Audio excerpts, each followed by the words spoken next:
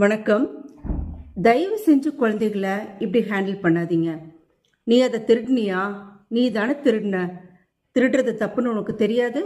இப்படி மற்றவங்க முன்னாடி அவங்கள குற்றவாளிகள் மாதிரி நிற்க வச்சு அடுக்கடுக்காக கேள்விகள் கேட்குறது ரொம்ப ரொம்ப தப்பு. ஏன்னா குழந்தைகளுக்கு திருட்டு அப்படிங்கிற அந்த கடினமான வார்த்தையோட அர்த்தம் கூட என்னன்னு தெரியாது.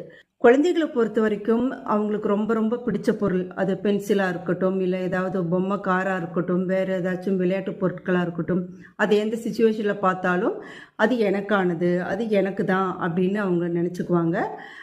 உடனே அதை எடுத்து மறைச்சும் வச்சுக்குவாங்க. அது மற்றவங்களோடது, அதை நம்ம எடுக்கக்கூடாது அப்படின்லாம் அவங்களுக்கு யோசிக்க தெரியாது. ஏன்னா குழந்தைங்க ரொம்ப ரொம்ப இயல்பானவங்க. அவங்க மேலே திருட்டு பழி போடுறதுனால நாம் செய்கிறது தப்பு, நம்ம செஞ்சது தப்பு அப்படின்லாம் அவங்கள நம்ம ரியலைஸ் பண்ண வைக்க முடியாது. அதுக்கு பதிலாக அவங்களுக்குள்ள இன்ஃபீரியாரிட்டி காம்ப்ளெக்ஸ் அதிகமாகும். அவங்களுடைய செல்ஃப் எஸ்டீம் அப்படிங்கிறது குறைஞ்சிட்டே வரும்.